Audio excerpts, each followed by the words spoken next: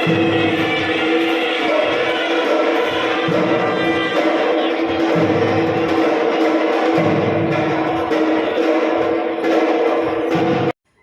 നമസ്കാരം. പുതിയ വീഡിയോയിലേക്ക് സ്വാഗതം. ഇന്നത്തെ വീഡിയോയിൽ ഞങ്ങൾ പോകുന്നത് പ്രശസ്തമായ പറശ്ശിനിക്കടവ് ശ്രീ മുത്തപ്പ ക്ഷേത്രത്തിലേക്കാണ്. അപ്പോൾ നിങ്ങൾക്ക് തമ്പനയിലും ഇൻട്രൊഡക്ഷൻ ഒക്കെ കാണുമ്പോൾ മനസ്സിലായിട്ടുണ്ടാവും. പയ്യന്നൂരിൽ നിന്നും 30 കിലോമീറ്ററാണ് പറശ്ശിനിക്കടവിലേക്കുള്ള ദൂരം. ഇപ്പോൾ നമ്മൾ പോയിക്കൊണ്ടിരിക്കുന്നത് തളിപ്പറമ്പ് കുപ്പം പാലത്തിൻ്റെ മുകളിൽ കൂടെയാണ്.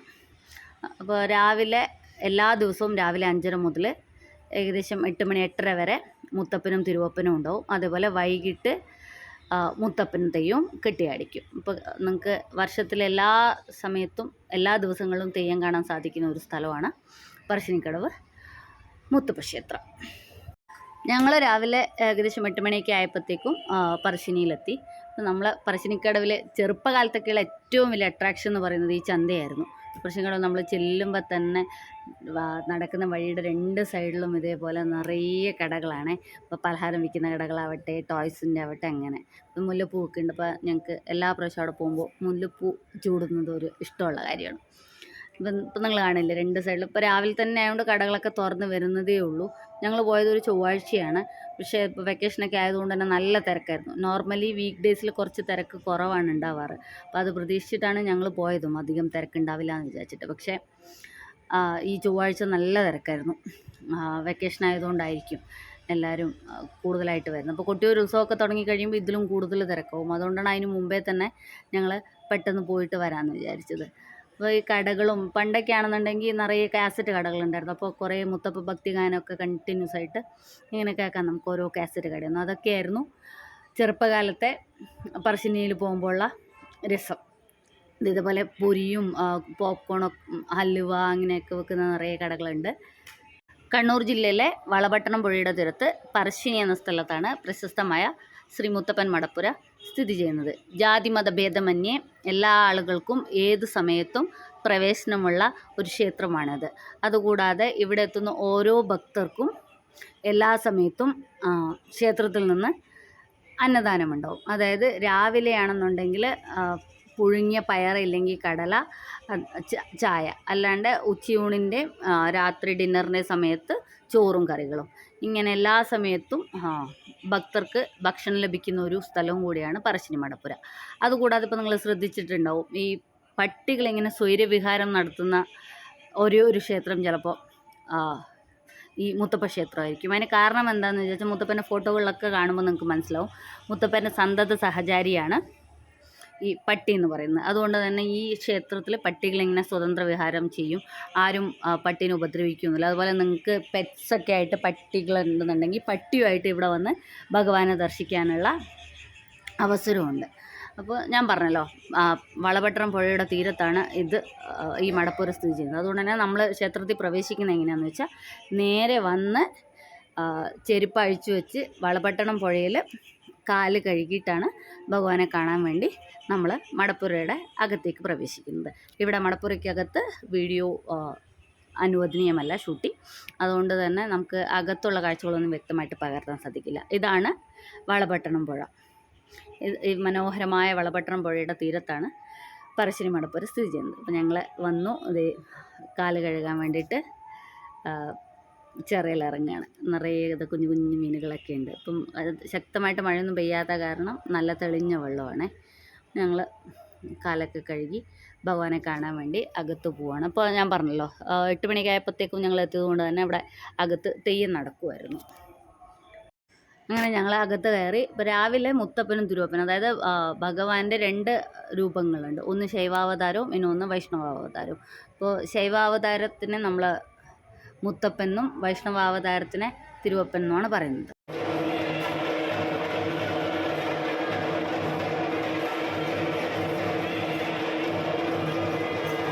അങ്ങനെ ഞങ്ങൾ അകത്ത് കയറി തൊഴുതു. അപ്പം നമുക്കിവിടെ മുത്തപ്പൻ്റെ പ്രത്യേകത എന്താണെന്ന് വെച്ചാൽ നമുക്ക് നമ്മുടെ വിഷമങ്ങളൊക്കെ ഭഗവാനോട് പറഞ്ഞ് ഭഗവാൻ അതിനുള്ള സൊല്യൂഷനും നമുക്ക് പരിഹാരമൊക്കെ നിർദ്ദേശിച്ച് തരും എന്നാണ് ഞങ്ങൾ വിശ്വസിക്കുന്നത്. അങ്ങനെ ഞങ്ങൾ അകത്ത് തൊഴുത് പ്രസാദമൊക്കെ വാങ്ങിച്ച് പുറത്തിറങ്ങി. അപ്പോൾ അമ്പലത്തിൻ്റെ 2 സൈഡും നമുക്ക് കാണുമ്പോൾ മനസ്സിലാവുന്നുണ്ടോ, 2 നായകളുടെ പ്രതിമയുണ്ട്. അതേപോലെ അകത്ത് ക്ഷേത്ര മതിലിൻ്റെ അകത്തും ഇതേപോലെ നായകളുടെ 2 പ്രതിമയുണ്ട്. അതുപോലെ നായകൾ ഇതിൻ്റെ അകത്തൊക്കെ വിഹാരം ചെയ്യുന്നുമുണ്ട്.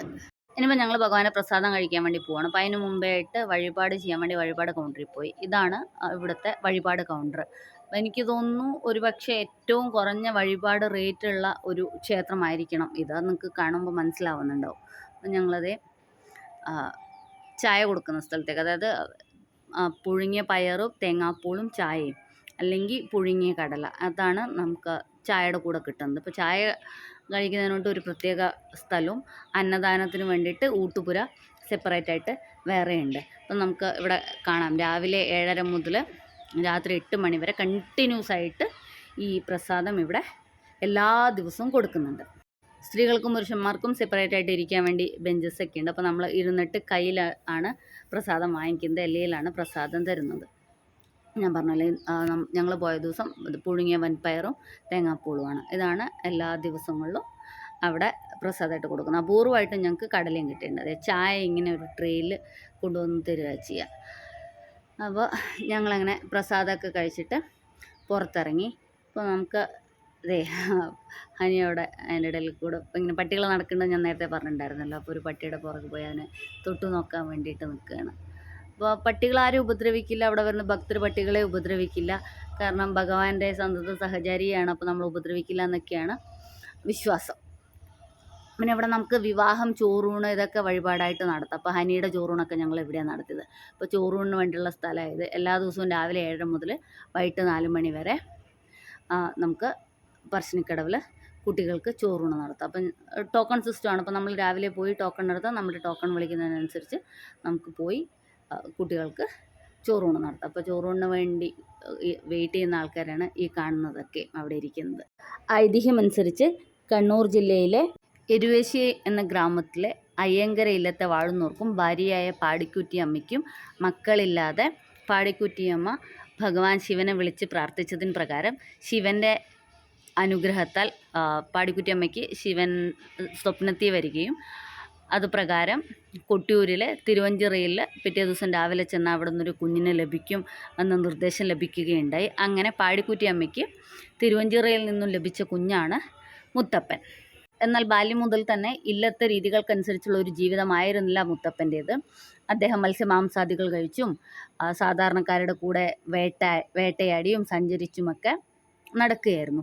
സ്വാഭാവികമായിട്ടും വാഴുന്നവർക്ക് അതിൽ എതിർപ്പുണ്ടായിരുന്നു. പക്ഷേ മകനോടുള്ള സ്നേഹത്തിൻ്റെ പുറത്ത് അതൊക്കെ മാറ്റിവെക്കേണ്ടത്. പക്ഷേ കുറേ കാലങ്ങൾ കഴിഞ്ഞപ്പോൾ തീരെ സഹിക്കാണ്ടയായി വന്നപ്പോഴത്തേക്കും വാഴുന്നൂർ ഭഗവാനോട് ഇല്ലത്തുനിന്ന് ഇറങ്ങിപ്പോവാൻ പറഞ്ഞു. ആ സമയത്താണ് ഭഗവാൻ തൻ്റെ കാലഭൈരവൻ്റെ രൂപത്തിലുള്ള വിശ്വരൂപം കാണിച്ചു കൊടുക്കുകയും തൻ്റെ അവതാരോദ്ദേശം പറയുകയും ചെയ്തു. അങ്ങനെ ഇല്ലം വിട്ടിറങ്ങിയ അദ്ദേഹം അതായത് ശൈവാവതാരത്തിൻ്റെയും വൈഷ്ണവാവതാരത്തിൻ്റെയും രൂപത്തിൽ, ഞാൻ നേരത്തെ പറഞ്ഞ 2 രൂപത്തിൽ ഭക്തരെ സംരക്ഷിച്ചുകൊണ്ട് ഇന്നും നിലകൊള്ളുന്നു എന്നാണ് വിശ്വാസം. അങ്ങനെ ഭഗവാൻ ഇല്ലത്തിൽ നിന്ന് ഇറങ്ങി കുന്നത്തൂർ പടി, അതാണ് മുത്തപ്പൻ്റെ ആക്ച്വൽ ആരൂഢ സ്ഥാനം, അവിടെ പോവുകയും അവിടെ നിന്ന് പനങ്കള്ള് കട്ട് കുടിച്ച് അത് കണ്ടു വന്ന ഒരാൾ അത് എതിർക്കുകയും അദ്ദേഹം ആ മനുഷ്യനെ ഒരു കൽപ്രതിമയാക്കി മാറ്റുകയും ചെയ്തു ദേശത്തിൻ്റെ പുറത്ത്. പിന്നീട് ആ മനുഷ്യൻ അന്വേഷിച്ചു വന്ന അദ്ദേഹത്തിൻ്റെ ഭാര്യ മുത്തപ്പനെ കാണുകയും മുത്തപ്പ എൻ്റെ ഭർത്താവിനെ രക്ഷിക്കണേ എന്ന് അപേക്ഷിക്കുകയും ചെയ്തു. അപ്പോൾ ആ സ്ത്രീ ആദ്യമായിട്ട് വിളിച്ച മുത്തപ്പൻ എന്നുള്ള പേരിലാണ് ഇന്നും ഭഗവാൻ അറിയപ്പെടുന്നത്. അങ്ങനെ അവിടുന്ന് അദ്ദേഹം അമ്പെയ്ത് നിശ്ചയിച്ച സ്ഥലമാണ് പറശ്ശിനിക്കടവിൻ്റെ തീരത്തുള്ള ഈ സ്ഥലം. പറശ്ശിനിക്കടവാണ് പിന്നീട് ലോപിച്ച് പറശ്ശിനിക്കടവായത്. അങ്ങനെയാണ് ഭഗവാൻ ഇവിടെ കുടികൊള്ളാൻ തുടങ്ങിയത്. അപ്പോൾ കുന്നത്തൂർ പാടിയിലും എല്ലാ വർഷവും 1 മാസം ഉത്സവം നടക്കാറുണ്ട്. കുന്നത്തൂർ പാടിയിൽ മുത്തപ്പൻ്റെ ആരൂഢ സ്ഥാനത്ത്. അവിടെ മുത്തപ്പൻ്റെ അമ്മയായ പാടിക്കുറ്റിയമ്മയുടെ ദൈവക്കോലും കെട്ടിയാടിക്കാറുണ്ട്, മുത്തപ്പനും തിരുവപ്പനും കൂടാണ്ട്. അപ്പം ഞങ്ങൾ ദർശനമൊക്കെ കഴിഞ്ഞ് ബോട്ടിങ്ങും കഴിഞ്ഞ് തിരിച്ച് കാർ പാർക്ക് ചെയ്ത സ്ഥലത്തേക്ക് വരികയാണ്. അപ്പോൾ ഹനി വഴിയിൽ നിന്ന് കടകളിൽ നിന്നൊക്കെ ഓരോ സാധനങ്ങളൊക്കെ വേണമെന്ന് പറഞ്ഞ് വാശി പിടിച്ച് ദേവസ്ഥാനം ഒരേ ഒരു ടോയ് മാത്രം വാങ്ങിച്ചു കൊടുത്ത് ഞങ്ങൾ പോവുകയാണേ. പിന്നെ ഇവിടുത്തെ പ്രത്യേകത എന്താ വെച്ചാൽ എല്ലാ ദിവസവും രാവിലെ 5 മണി മുതൽ രാത്രി 8 മണി വരെ അമ്പലം തുറന്നിരിക്കും. പകൽ സമയങ്ങളിൽ മറ്റു ക്ഷേത്രങ്ങളിലെ പോലെ ഏത് സമയത്തും നട അടച്ചിടാറില്ല. ഇവിടെ മുത്തപ്പൻ്റെ പ്രധാന വഴിപാടുകൾ എന്ന് പറയുന്നത് പയങ്കുറ്റി, വെള്ളാട്ടം, തിരുവപ്പൻ എന്നിവയാണ്. അപ്പോൾ അതിൻ്റെയൊക്കെ റേറ്റുകൾ ഞാൻ നേരത്തെ വഴിപാട് കൗണ്ടറിൻ്റെ മുമ്പിൽ കാണിച്ചിട്ടുണ്ടായിരുന്നില്ലേ. അപ്പോൾ അതനുസരിച്ച് നമുക്ക് വഴിപാടുകൾ നടത്താം.